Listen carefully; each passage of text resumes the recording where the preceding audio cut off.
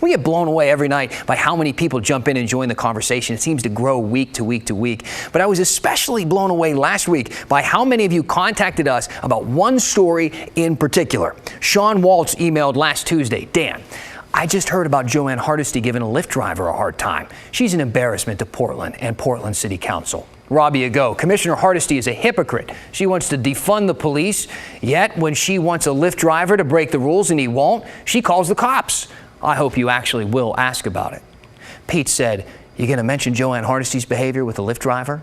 Cindy Pierce Bean said, what about Hardesty? Way to ignore, miss, I wanted to fund the police. There's a lot more. They go on and on. I could take up the rest of the half hour reading them. Many of them I can't because the language in them would get us fined by the FCC. And there was a common theme, I think, with most of those emails. First, everybody who emailed asking us to do a story on it already seemed to have a pretty good idea about what happened.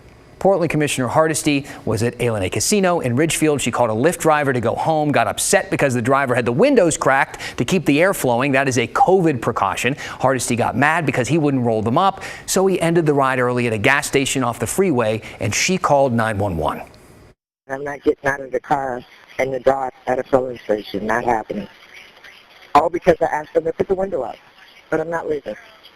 He says I have to get out of his car. Or he's calling the police, so I decided to call for him. Okay. I mean, technically it's his property and you have a civil agreement. There's no crimes involved. Well, he said he was calling the cops. I told him he's not going to leave me on It's not a crime to call the cops. Well, I mean, I could have the office. What was that?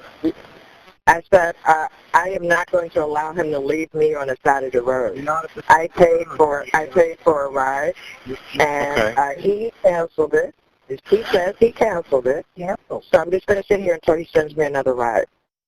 All right, that's the gist. That's the 911 call, most of it anyway. I feel like we're kind of on the same page right now. But again, I feel like everybody who emailed in kind of already knew that part of it. I mean, the Oregonian, Portland Tribune, even KGW, we all covered the story last week. Every fact was well documented, easy to find, very clearly told. Behind the scenes, we talked about covering this story here, the team on the story. We said, should we do this? How would we do it? But we decided ultimately that we really couldn't bring anything new to the table that you didn't already know. Yet so many viewers like Pat and John kept emailing and said, are you going to wade in or deep end dive on Hardesty's chaotic evening with Lyft? Just curious. And that's when I started thinking that maybe some of you don't just want the facts, but you wanted to get my take on it, hear what I had to say. So, okay, here's my take. I think it's a TMZ story with a clickable headline. And depending on how you write it and read it, it paints Commissioner Hardesty as petty and a hypocrite. And I have no doubt, if you ask me, my personal opinion, it was very petty. And for anyone who's on the fence with that, if you get into a stranger's car, a Lyft or an Uber during a pandemic, and they ask you to crack the windows so they don't get sick, be a good person and crack the windows. Chilly air is not going to hurt you. They are risking their health and safety to make ends meet, and the other person is getting a ride home from a casino. And while there's nothing wrong with that, one does carry a little bit more weight. And for the record, if you've ever worked in the service industry, know the customer is not always right, especially when the discussion revolves around not catching a deadly virus.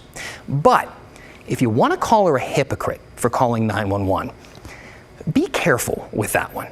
And trust me, I know it's enticing to jump into that, right? After all, she wants to defund the police, routinely tells them they're doing a bad job, and has acknowledged before that people often call 911 when they shouldn't. That night, she requested police to come, even after the dispatcher said that there was no crime. But she was afraid to be left alone. And Hardesty herself gives us some insight into why she felt that way last week during a city council meeting on Thursday. Recently, you've read articles about me and a Lyft driver. Another example of being Black in America and being put in a position where I have to be the one to look out for my personal safety.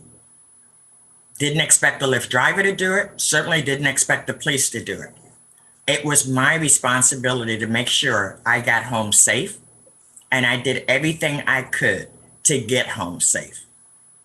Where you're living in a city where white supremacists are proudly riding around in their big trucks with their flags, and you're a Black person and somebody wants to put on the side of the road at night, not going to happen.